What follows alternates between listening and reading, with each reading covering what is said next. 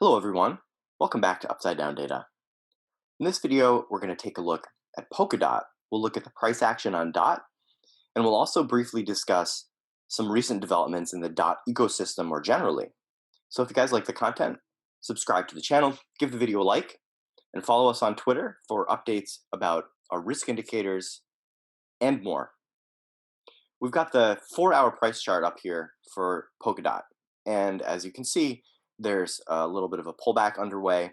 This is taking place across the market and is nothing really to be alarmed about. The market has been bullish over the past few days, which is nice for a change, and now we're seeing a little bit of corrective action.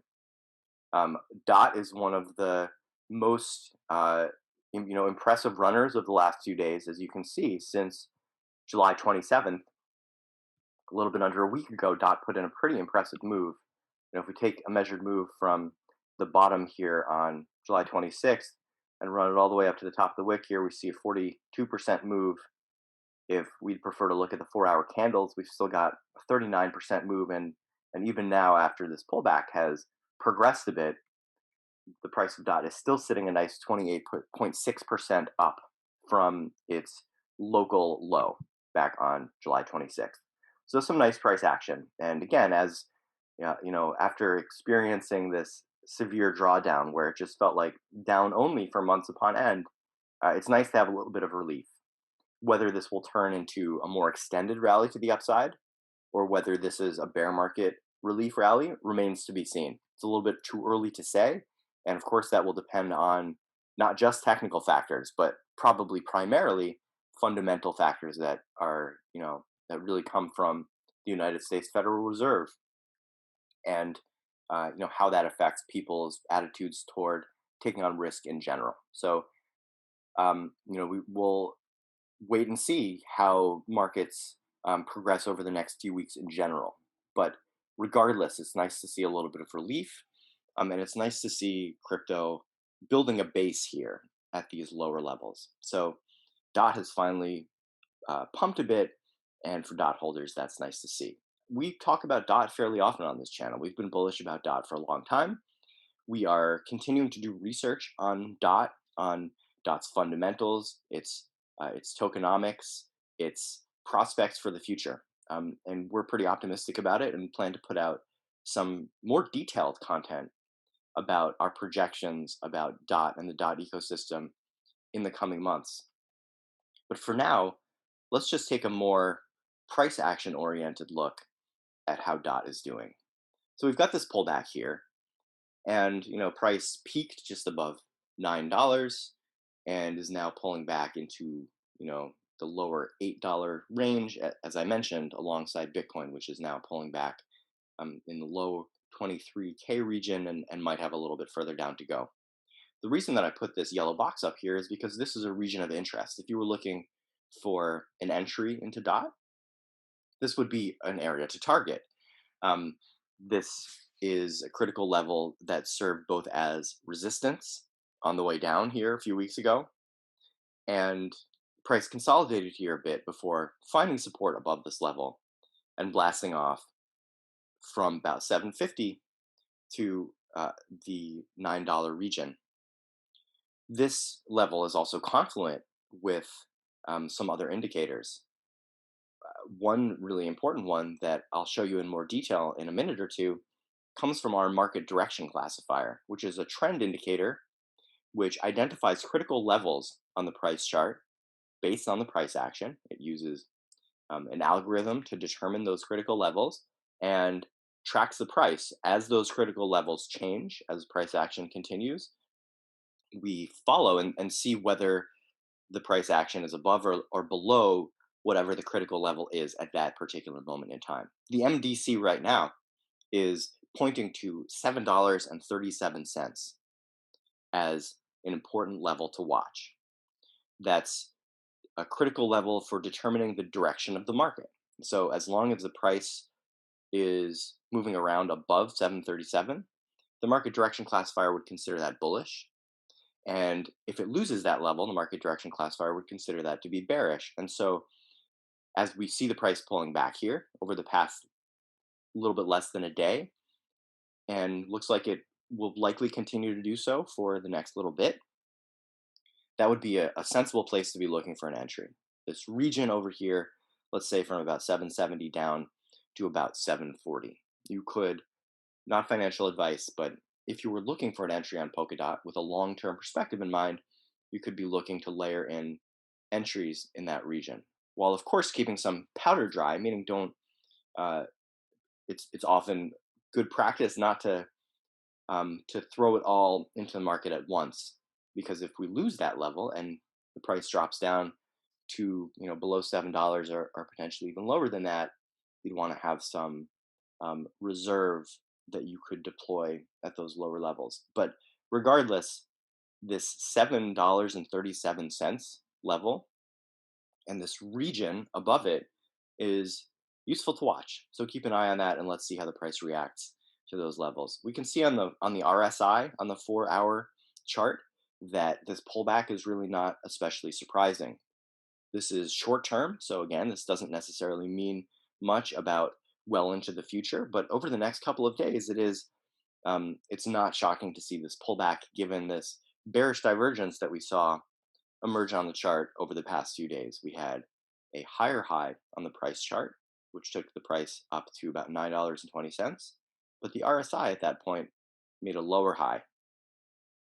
This means that the momentum of that move was weaker than the previous move, despite the price getting higher. That's a classic bearish divergence, which is now playing out to the downside as the price pulls back.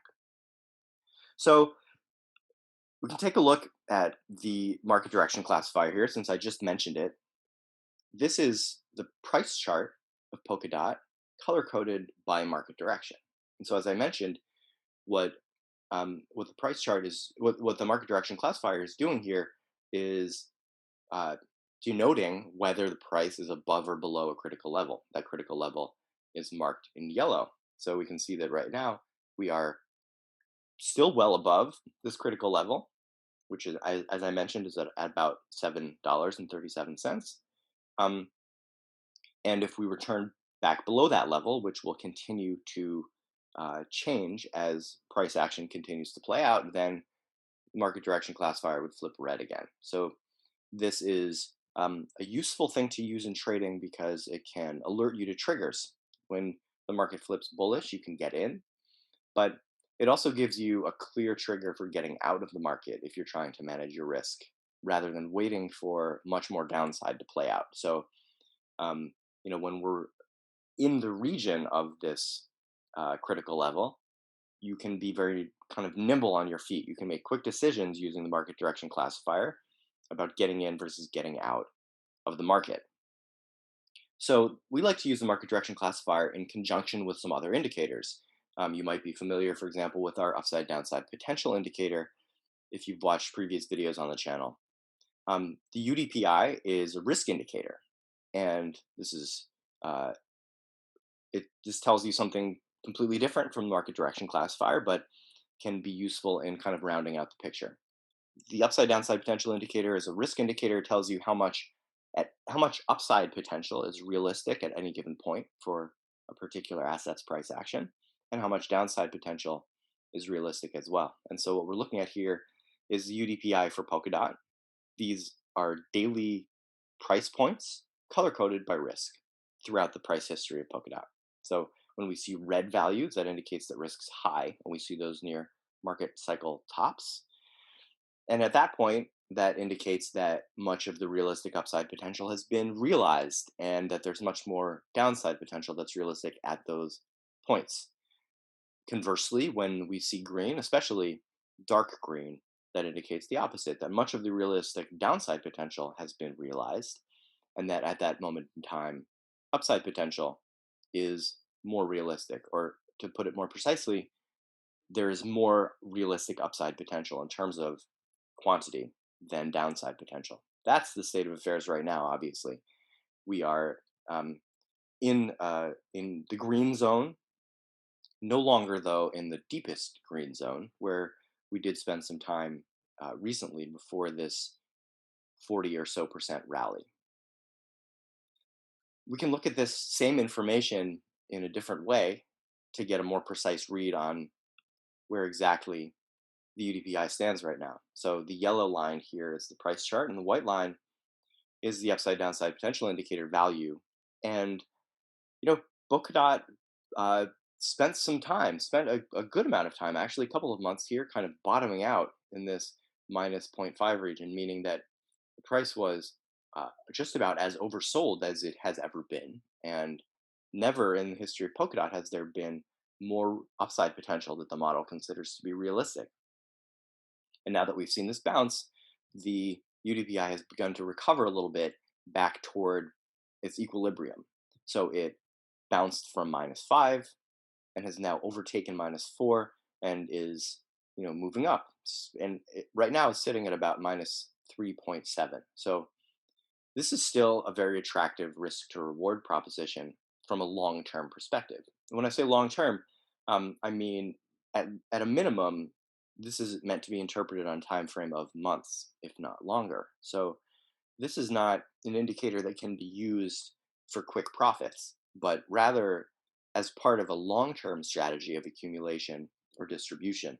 And right now, we're clearly in a long term accumulation zone with the risk sitting fairly low and much more upside potential, looking realistic according to the model, than downside potential. It's not quite as clear cut on the short term as a result of this recent rally. You can see that even on the short term time frame, which is meant to be interpreted on a scale of weeks or even days potentially, but weeks is generally kind of how you want to think about this particular indicator. And the short term UDPI became quite low as well, but it began to recover and has now bounced up into approximately the -1 to -2 zone. It's it's sitting right at about minus 1.5. So by no means is it overbought on the short term time frame. This is not a crazy time to be accumulating even on this short term time frame. But some of the realistic upside potential has now been realized over the past 5 or so days. And there's more downside potential on the short term that's become realistic as a result of that. So if you are a short term trader, or if short term price action is very important to you, then a little bit more caution is advised for DOT right now. Whereas if you are a long term holder and you're looking to accumulate and you're willing to wait for as long as is needed for the market to recover and begin a genuine bull market, then this is a great time to be accumulating. And DOT is a great asset to be accumulating, in our opinion. So that's a bit about Polkadot. As I mentioned at the beginning of the video, DOT is the center of a larger ecosystem, which has been kind of flying under the radar over the past number of months. Um, as the altcoin market has totally collapsed, no surprise to see some interest kind of dissipate out of the space, especially for new assets. But there are some exciting developments happening in the DOT ecosystem, specifically with some of its leading parachains. If you're not familiar with Polkadot's parachains, this is a unique model that DOT innovated in which it auctions off slots on its network to independent projects. So DOT is the connector, essentially, of other layer one protocols that function pretty similar to other layer one protocols that you might be familiar with, like Ethereum or Solana or AVAX. DOT has its own versions of these, which are native to its system. And one of those is Moonbeam. Moonbeam's native token is Glimmer, GLMR. Moonbeam was uh, one of the first parachains to win a slot in a Polkadot parachain slot auction back in November of 2021. And it launched a couple of months later, which, from a price perspective, was unfortunate timing. But from a building perspective, was maybe not such a bad thing because when there's less hype in the space, when there's less pressure from a community for prices to go up and for profits to be realized, then the founders and developers build. And this is a serious project, Moonbeam, and they've been building. These are some of their integrations. This is consolidated recently, and you can see just how much has been going on Moonbeam. Moonbeam has an active DeFi ecosystem. It has increased bridge functionality, which is allowing it to interface with other protocols. One unique thing about, or distinctive thing at least about Moonbeam is that it's EVM compatible, Ethereum virtual machine compatible. So it interfaces with Ethereum very easily. And this is growing pretty substantially. I'm not going to give you a full tour of the Moonbeam ecosystem, but as you can see here, there's a lot to dig into if you're interested in getting into the weeds to understand Moonbeam. Um, so Moonbeam is definitely one to watch. I mean, if you're interested in DOT, then uh, you'll want to be watching Moonbeam. This is a smaller market cap than the Polkadot than the DOT token itself, which means that in a bullish phase, there's potential for substantial price appreciation, especially if this promising kind of fundamental setup continues to play out and users increase. Um, so having a little bit of exposure to Glimmer is also something worth considering. Again, if you're interested in the DOT ecosystem and you want to place a bet on DOT. So if you're bullish on DOT, having some exposure to DOT makes sense, and potentially having some exposure to blue chip DOT parachain tokens could also make sense. Again, not financial advice. This is just something that really hasn't been getting a lot of attention during this bearish period of the market cycle, and we don't want to completely lose sight of this because this is the kind of asset that could explode during more hospitable market conditions. So that's Moonbeam. Another one that's pretty important if you want to have a sense of what's going on in the dot ecosystem is Akala. Akala, which you see on the bottom left here of this chart. The reason that I pulled up this chart is because what I want to highlight about Akala is the developer activity. This is a little bit of a different way of assessing how um, a protocol is progressing and what its fundamental development is like. We just looked at integrations from Moonbeam, and we're looking now at GitHub commits for Acala. Hat tip here to Crypt Inspector for compiling this information just the other day. So Acala is another parachain on the Polkadot network, and its thing is that it's built for DeFi. It is the DeFi hub of Polkadot as they build themselves, and their entire functionality is designed to facilitate DeFi activity. They have the Akala dollar, which is a stable coin, a native stable coin, which they hope will become widely used around the Polkadot ecosystem. And they have a number of incentive programs going on right now. For example, on the Akala, app, uh, you can stake your dot and maintain liquidity. So you get tokens in exchange for your staked dot, which you can then do other things with. For example, you can lock up those collateral tokens um, and borrow against them to increase your exposure, or you can just stake them in a secondary mechanism and increase your yield. So you can stake your dot, you get tokens in exchange for staking your dot, and then you can stake those tokens to increase your yield. So Akala has some interesting mechanisms that are attractive for anyone who wants to be involved in the DeFi space and to try to increase your stack that way. Another thing that's going on in Akala that's just a brand new announcement. So if you haven't heard about this yet, make sure that you're aware of this. In the near future, Akala will be rolling out functionality to allow for staking ACA tokens.